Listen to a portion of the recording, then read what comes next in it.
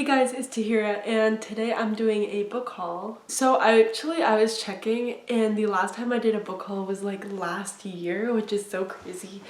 But it makes sense because I also haven't posted in like a year. But yeah, these are the books that I've gotten in the last year and it's actually not a lot. It's like only 10. I've like somehow managed to like really slow down my book spending, which is so crazy because like 5 to 6 to 7 years ago I was buying books like crazy, which is why I have like 2 full shelves of books now. But now I'm like really picky about the books I buy, so I only have 10 books to talk about, but I'm just gonna go ahead and get started. So the first one is a book that I got from London because I went on a trip to London this past winter break in December and like beginning of January, so of course I always have to go to a bookstore and get a book from every new country that I go to. So there I went to Foyles, which is in somewhere in London, I'm not really sure, but that book is Loveless by Alice Oseman. Loveless is about a girl named Georgia and she is graduating, I guess, high school, going into university, and she is surrounded by all these people who are always talking about love and kissing and sex and everything, and she feels like she doesn't fit into the culture and doesn't really quite get what they like so much about it or the appeal. And it's basically her journey of figuring out that she's asexual and learning about it, dealing with it, and everything. This one I've already read and I think I gave this a 3 stars. I think that it's a cute story. The writing is like a little bit simple and like maybe a little bit juvenile, but I think overall this is like a good story for someone maybe who has no idea what asexuality is or is feeling something similar to her. I think this is a really good like self-discovery novel. It was a little bit less about her. I thought it would be more about her like quickly finding out that she's asexual and then learning to accept it throughout the novel, but it's really about her figuring out what asexuality even is, and it takes her like 60% of the book to realize, oh, that I'm asexual, and then she's starting to accept it like towards the end of the novel. Anyway, went to London and I got Loveless. The next one is also a book that I got from that same bookstore in London, I think, and that is Highly Suspicious and Unfairly Cute by Talia Hibbert. So this one is Talia Hibbert's first entry into trying out YA, I think, because all of her other novels, I think her more popular ones are like the Brown sisters, like Get a Life, Chloe Brown, Take a Hint, Danny Brown, and all those books. So this is her first like try into YA, which I'm really excited about. I think one of the characters also has OCD, so I'm really interested to see how that one is written, like how the representation of that is. And I think it has something to do with like a survival course and 2 people in a survival course who like each other. I'm not really sure, but knowing Talia Hibbert, I think I'm gonna like this, hopefully. The next one is a sequel to a very well-loved novel, and that is Bloodmarked by Tracy Dion, which is a sequel to Legendborn. Legendborn is about this girl who loses her mother, and then she's like sent to this gifted program where she finds out this entire like secret organization exists, and then she's like kind of thrust into all this while she's also dealing with the grief of losing her mother. I've heard this one is also really good, so I'm really excited about it. I'm not really sure exactly what it's about, but after like Legendborn was a book that I liked, but I feel like I didn't love it as much as everyone else.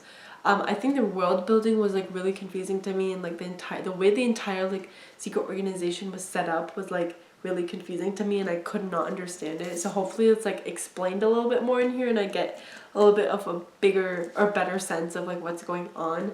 But I'm still excited to read this, and I have no idea when I'll get to this. It'll probably be a while based on like how fast I've been reading, and especially because it's on the larger side. But yeah, I'm definitely excited to pick this one up. The next book is part of a World End series that I really love, and this book is The Stolen Heir by Holly Black. This one is a part of the like Cruel Prince World series, I don't know, but this one follows Oak, and it has something to do with that. I really loved the Cruel Prince series when I read it. I think I've read it like twice by now, and I might reread it soon sometime, but I really loved the way that book and series and everything is written. And so I'm really excited to see like this one. I think I'm gonna really love it. I hope there's like some cameos from some of the characters from the original like trilogy, and if there is, I would love that, but I'm really excited to see what this one does, and I think I'm gonna really enjoy it no matter what, because I just love the world that Holly Black has made in this series, and I think that there's a lot that she could do with it. The next book is a super popular book that has been popular in the past few years, and I'm just late to the train and picking it up now, but that is The Inheritance Games by Jennifer Lynn Barnes. Okay, I just like reread the synopsis, and now I'm even more excited. But this one follows this girl named Avery who thought that she would just finish high school, get a scholarship to some university, and get out and continue her life. But then one day she finds that she has been the sole inheritor of a very wealthy man's fortune after he dies, and that means like billions and billions and billions of dollars. So obviously she's like shocked, but the one thing is that she has to go to like, I think the old manor, like the old guy's manor who died, and like solve all these riddles and clues in order to get the fortune, something like that. But then she goes to this mansion and she finds out that the guy who died, like his family is living there, and they're the ones that expected to get all these billions, not this like random girl. So they think she's like a con artist and everything, who's like somehow lying about how that she's inherited all these. So I think the story just follows them and this girl and this family as they try to like figure out what's happening. And her, I would think it sounds very much like, I haven't even watched this movie, but I think it's called like Ready or Not. There's like a hide and seek game.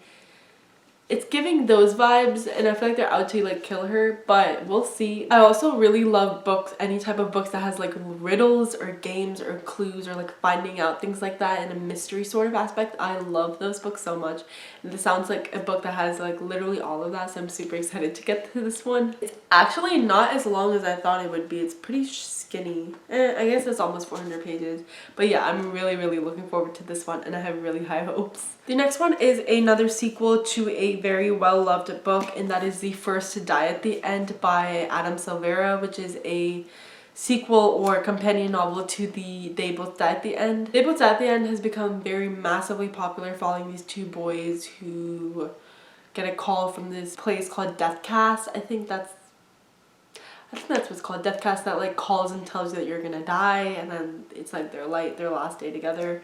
But this one I think is about the first two people. I have no idea what it's about, honestly, but knowing Adam Silvera, I hope that it's like emotional and everything, and I'm really hoping that it's good. I've heard like some mixed reviews about this one, but I think generally I've heard like pretty high reviews, so I'm hoping to really like this one. I don't really have a lot to say about this. It's been like, I got this a little bit ago, like I would say 6 months ago or 5 months ago. So it's been like a while. I just haven't read it yet, but I will hopefully soon. The next book is a book that I've already read, but was one of my most anticipated reads of the year, and that is Chain of Thorns by Cassandra Clare. This one is actually massive, but this book is the third and final book to the Last Hours trilogy, and I've already read it, of course, and I loved it so much. I just love all these characters. They're like all so near and dear to me. But yeah, I don't really have a lot to say. I've talked about it in either I think it's probably my last wrap up. So if you want to hear like more thoughts about this, you should go check that one out. But yeah, this one is the last book. It kind of wrapped up everything in the trilogy. And now the next one is going to be like the last ever trilogy of the Shadowhunter books, and after that it's going to be done, which I'm like super sad about. But yeah, I think this was a great ending to a well-loved trilogy. I feel like it's really hard to talk about books in a book haul. Like, what do you talk about? Like, I guess you can talk about like what the book is about, but you can't really say your thoughts unless, like, if you have a wrap-up, that's where you say your thoughts. But if you read the book, you don't really say your thoughts in the book haul. I don't know, it's weird. The next book is Happy Place by Emily Henry. So this one is a fake dating story following these two characters, Harriet and Wynne, who were like a great couple in college. They seemed like they fit together perfectly, and then they broke up. And they didn't tell their friends, but all their friends get together at this like cottage every year, like as a friend group, and while they go there they have to pretend that they're still together because they haven't told anyone yet that they've broken up.